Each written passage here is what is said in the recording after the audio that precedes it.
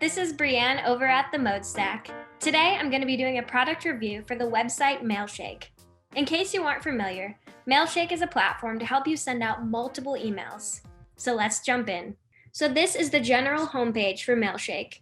As you can see, I'm already signed in. So once you sign in, this is the page that it's going to take you to.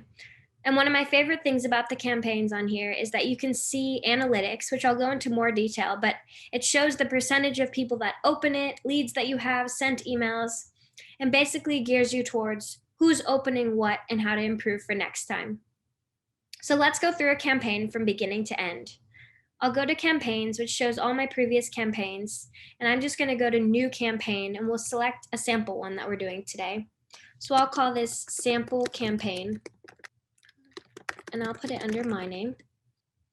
So this is the lead catcher, and basically it shows which aspects must a prospect take to become a lead. So how many times they respond. Let's say we want them to respond 3 times before they become a serious lead, and that will help for the analytics later on. So basically you just continue on. Mailshake is very user-friendly. The first time I used it, you can kind of catch on as you go, which is really nice, especially if you're not super technologically savvy. Here, you can sync things to your apps, which is awesome. I'm going to skip that for now just because we don't need to do it. And then there's a couple ways that you can add prospects to your list, which are basically the people that you're going to send this email out to. So usually what I do is a CSV upload. The main thing I would say is when you download a spreadsheet, this was one of my issues when I first used Mailshake. When you download a spreadsheet, you need to make sure it's converted over to CSV. The first time I did it, I just kept trying to upload it and it rejected it. And then I realized it's not a CSV file. So make sure it's converted to a CSV file if it's not already. You can also enter manually. This kind of defeats the purpose for a lot of campaigns, considering you want to do a large list, at least like 10 people, I would say, to save you time. But today I'm just gonna enter something manually so I can show you how the sequence usually goes. But usually you would just drag your file here, it uploads, enters everything in, which is amazing. And one more thing about that, actually, the way I organize my file when I do create it is I make a spreadsheet that's separated into first name, last name, email address, and whatever else information you need. But mostly when you're uploading for this purpose, you just need their first and last name separated so that you can personalize it, and then the email address as well so that it knows where to send that out to. And the best part about Mailshake for me is that you can personalize the email so it doesn't look like you sent out a mass amount of emails as a robot. You can put formatting so that it creates their first name and looks more personal, which I like because I don't want to ever seem like I'm spamming a bunch of people. I want it to go to the right people, and I want it to be addressed correctly so that they know it's individually for them, even though we just needed to save some time and get it out to a lot of people. So today I'm just gonna add something manually so that you can see how it goes in. So I'll just use their sample email. And it will even tell you if this prospect is part of another campaign, which is kind of cool because you can see if you've already emailed them. And usually I want to track everything just so I know. You can also schedule the send. Like if you don't want to send it right away, let's say I want to send it on Monday at 8 a.m. I don't even want to wake up early, so I want to send it at 8 a.m. You can schedule that send to go out then. And this will track who opens it and track the links as well, which I really like for the overall statistics later on so that I know what happened to the email. It doesn't just go out to people and I don't know who actually opened it or what's being effective. So here I'm just going to compose my message. Again, I'm just going to call it sample. And here is the cool part where you can add someone's first name or email. I prefer the first name. And you have a fallback text as well. So let's say it can't find their first name according to your CSV file for some reason. You could just add a fallback text that says like, hello, good afternoon, or good morning instead of their name. That way you have something that's personal. So it'll try to do their first name. If it doesn't, then it'll go to good afternoon. And yeah, you can just type up a sample email. blah, blah, blah, and, sign it off from whoever it is. You can bold it. It's very user friendly to make it look like a true email. You can even add photos, links as well, which can be helpful.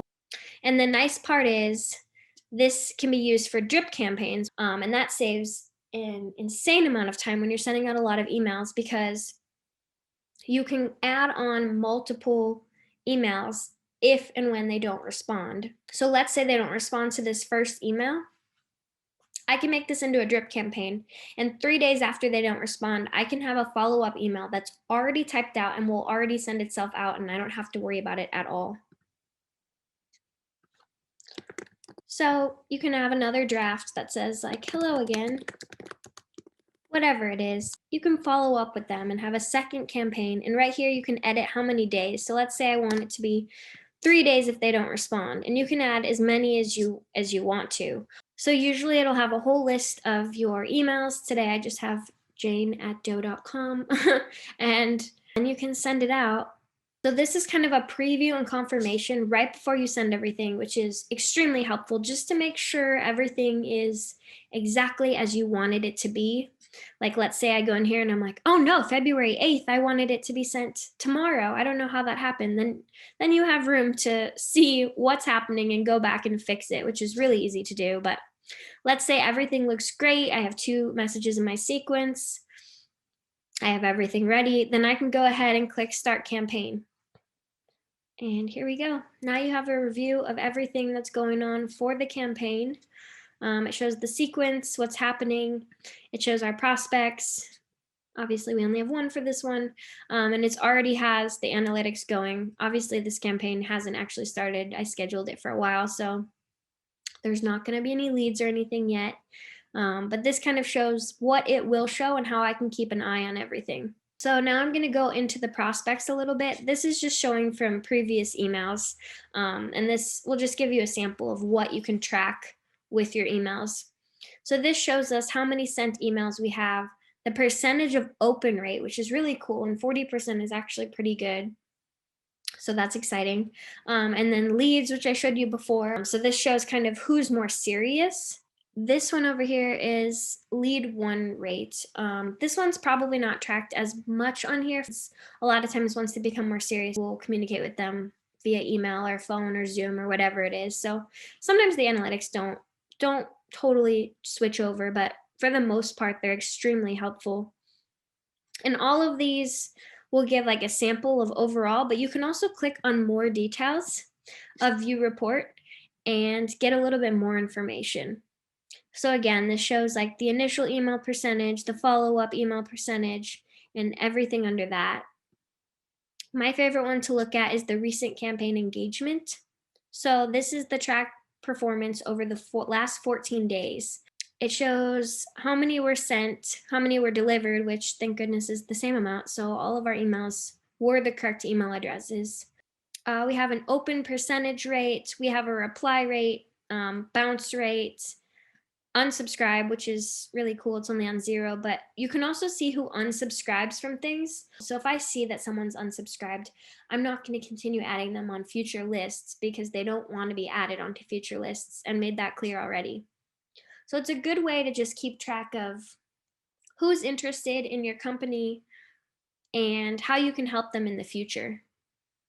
So another thing we can do is look under prospects, which is just people that we've messaged in the past.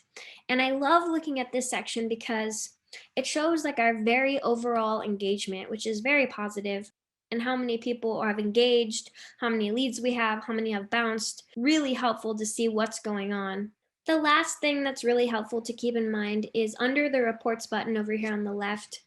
Whatever I click on, let's say I'm looking at the lead drivers, I can actually export this CSV file and keep track of everything even off of here, which is nice if you want to share it with someone else or show what's going on, or just keep a file to track everything that you're doing. So I really like this feature of being able to export your data and share it with, say, your team or even your clients if they're interested in knowing what's going out and what's being talked about for them. This is Mailshake. I highly recommend. It's one of my favorite platforms to do drip campaigns, and It's just a very user-friendly way to keep track of who you're emailing and send out all those emails without having to go manually do it. It just saves time without sacrificing the way to be personal with your clients.